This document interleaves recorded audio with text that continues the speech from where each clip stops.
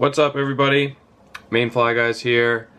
Gonna tie a nymph here with the red squirrel dubbing that we just made, and I'm gonna kind of show you, what kind of flies can be made with it and what it kind of looks like. If you don't follow us on Instagram, follow us at Maine Fly Guys on Instagram, and you can check out how we made our own dubbing. I'll probably post a video here on YouTube as well, so you can check it out here as well. So here I just have a size 12. It's actually a dry fly hook, but I really like it. It's from Risen Fly. I like it for nymphs too. And pretty heavy gold bead here.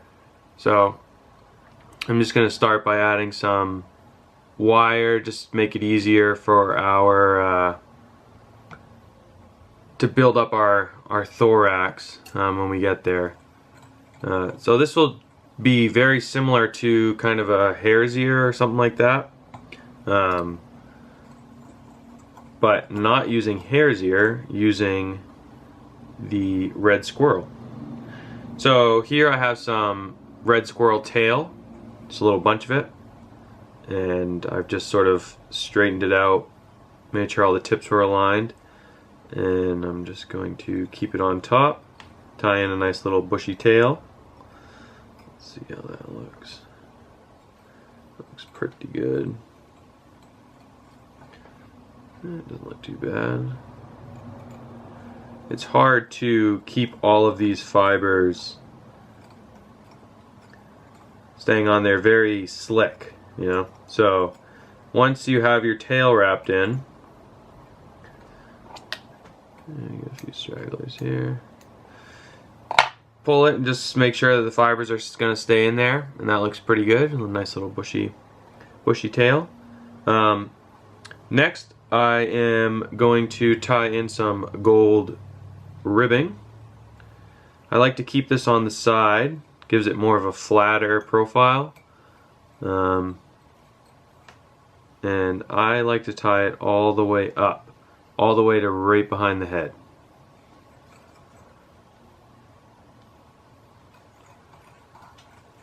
Okay. So there we go.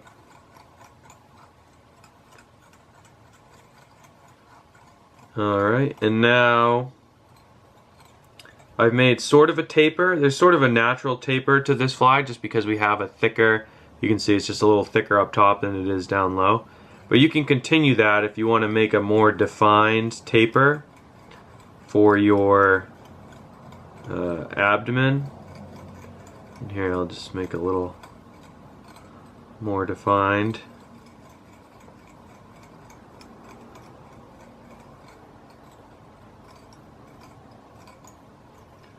Alright, and now what I'm going to do is add some wax, because I want this to be pretty tight around my thread, so I'm just going to add some wax to my thread. And I'm going to take that squirrel dubbing that we just made, here it is, and I'm just going to gently apply it. You don't want to cover it, you want to gently apply it, because it builds up quick. It is a pretty thick sort of dubbing. So I just make it one long strand. Looks pretty decent. Yeah, it looks pretty good.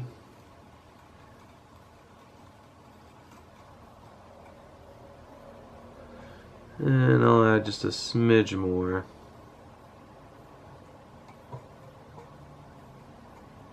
Just a smidge.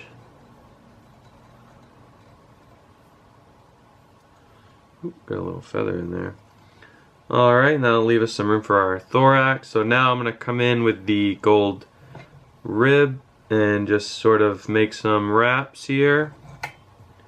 I'd like to do 4. Doesn't look like I'm going to get it with that pattern. So let's make it a little tighter. There we go. 4 wraps, and tie this in.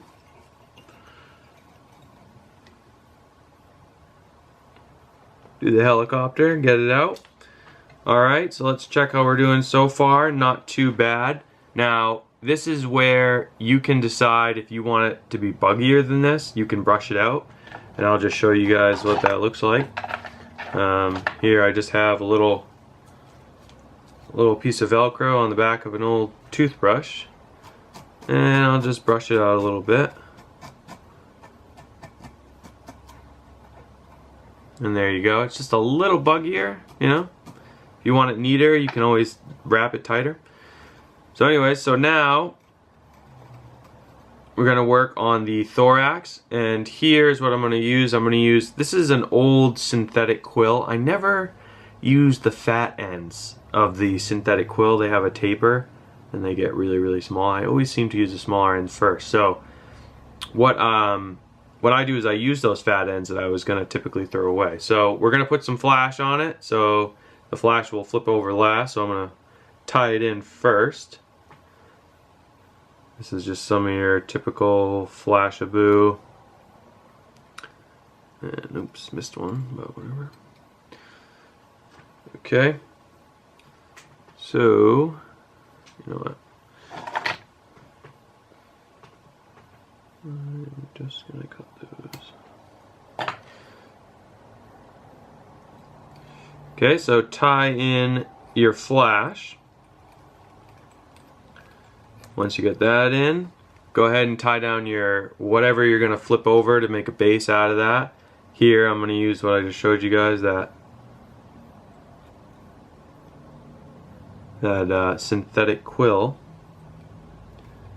And here you can add legs and wings and all that kind of sort of stuff, but for right now I'm just gonna yeah, that's gonna be fine.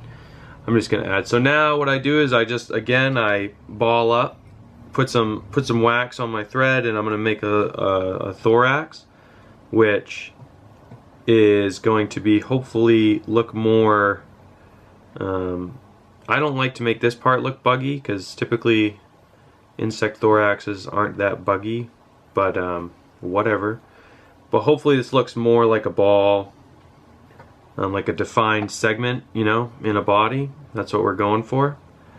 And it looks pretty good.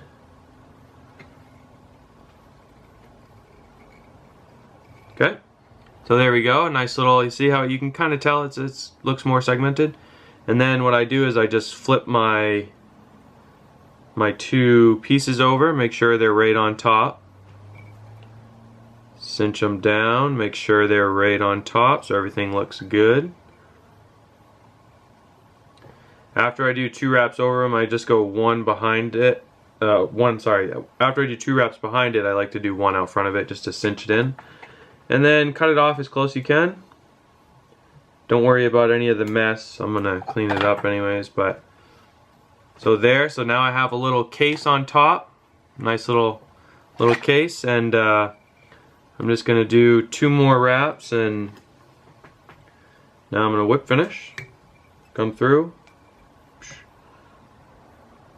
Now I don't like to do a lot of whip finishes on these just because they get a lot of glue on them. So, alright, so there's our little fly, and the last part is I'm just going to add a little case here with the UV.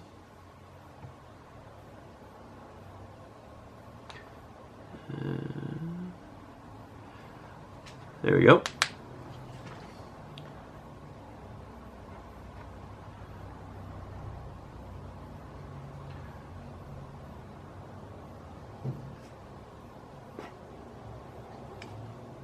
And is that good?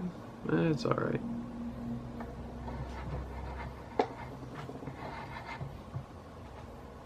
Make a nice little bubble there. Cool. So that looks pretty good. And so this isn't really a sophisticated fly or anything like that, but you can see what the dubbing that we just made, what it kind of looks like and what it can do. Very, very buggy, and trout and salmon seem to love it. So I highly suggest, if you want to make your own, go for it. It's a lot of fun if you like hunting too. It's a little change up from the usual.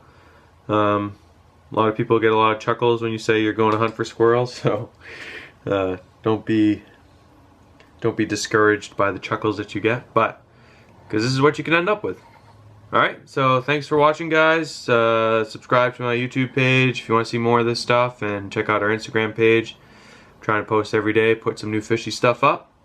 Thanks for watching, and we'll be back next week with another informative video. Thanks.